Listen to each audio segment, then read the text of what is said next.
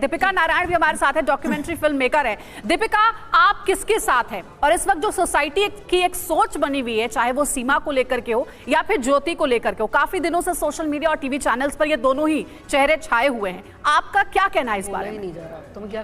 मुझे लगता है कि बजाय के ये कि समाज का जो दोगलापन है वो सीमा के लिए या ज्योति के लिए अलग अलग है, हमारे को ये बात ज़रूर डिस्कस करनी चाहिए कि दोगलापन इतना ज़्यादा इस चीज़ में है कि अगर यहीं पे आलोक मौर्य ने ज्योति को छोड़ दिया होता किसी और औरत के लिए तो सारा का सारा समाज उसके पीछे पड़ जाता, कोई भी उसका साथ नहीं देता।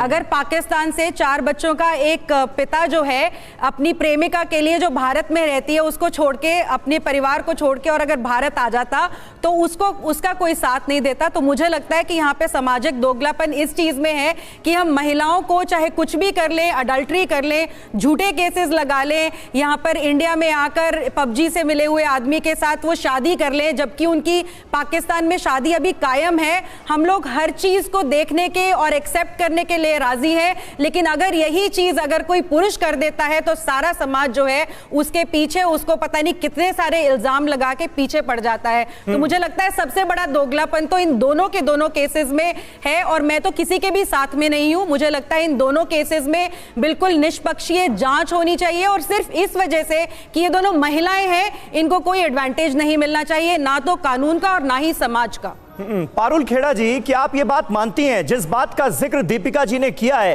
क्या आपको लगता है कि ये बहुत अहम है? दरअसल जहनियत में जो भेदभाव है वो महिलाओं और पुरुषों के बीच का है।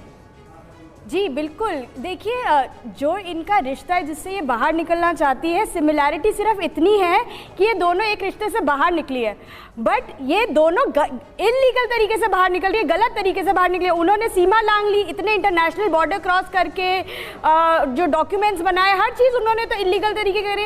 उन दोनों की नीयतों पे भी सवाल खड़े होते हैं कि उनकी नीयत खराब थी। जिस तरीके का एक ऑडियो सामने आया है जहाँ पर वो अपने पति की को मारने की बात कर रही है, मतलब आप एक ऐसे पद पे, लेकिन TV9 उस ऑडियो की पुष्टि नहीं करता है, उस ऑडियो की कन्फर्मेशन अभी नहीं हुई है, फिर भी अपनी बात जी अगर उस ऑडियो में जो चीजें उसकी पुष्टि नहीं हुई है, जो सबसे पहले व्हाट्सएप चैट्स आलोक मौर्य ने रिलीज करी थी उसमें साफ तौर पर ज्योति मौर्य और मनीष दुबे डिस्कस कर रहे हैं कि कैसे आलोक मौर्य को साइड किया जाए। और ये मैं आज TV9 भारतवर्ष में बोलती हूँ कि 2022 में 229 पुरुष जो हैं उनको उनकी वाइफ ने मर्डर करवा दिया। अगर आलोक मौर्य का मर्डर करवा देती ज्योति मौर्य तो आज हम लोग बैठ के कतई इस चीज को डिस्कस नहीं कर रहे होते, वो मर चुके होते, उनको कोई पूछता भी नहीं।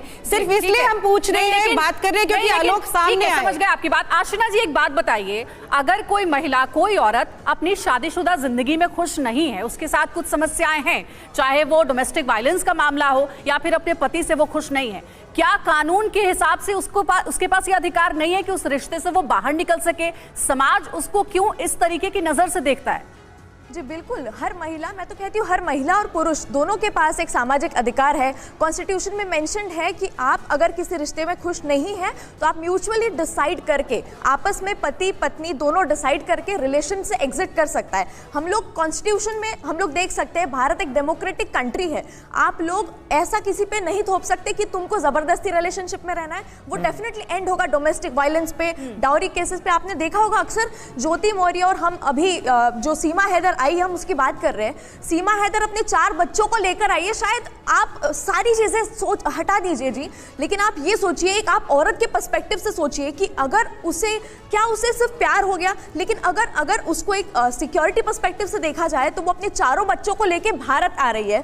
भारत एक ऐसा देश है, तो मैं मानती हूँ ये सब लोगों को, हम लोगों को शरण देता है। हमारे यहाँ शरणार्थी काफी सारे होते हैं, तरीके से नहीं आ सकते, लेकिन इलीगल तरीके से आप सीमा है, कल को मुझे बोलने दीजिए, मानवी जी मुझे बोलने दीजिए, इलीगल तरीके की मैं पुष्टि नहीं करती हूँ, लेकिन अगर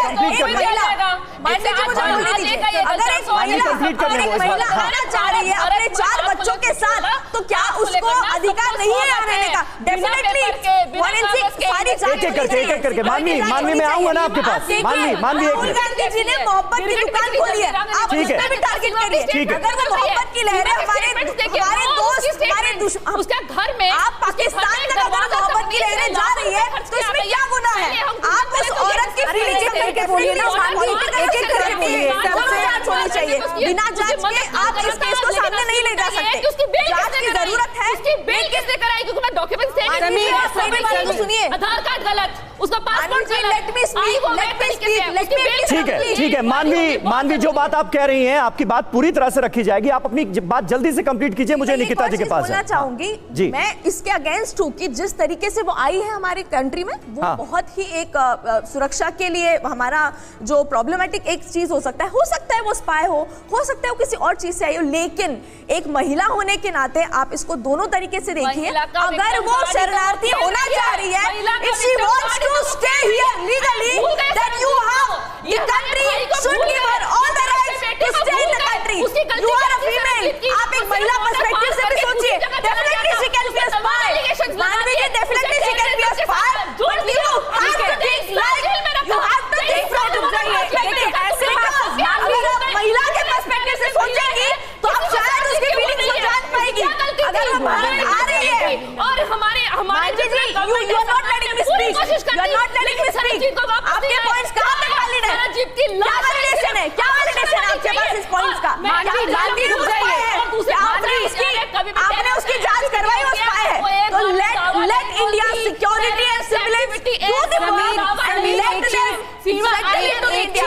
No, इसी तरह रेकी का एक मिनट देखिए, अभी जो एक शादी की है, किसी की हमारी नहीं होगी। अब जो ऑडियो बंद करिए, ऑडियो बंद करिए।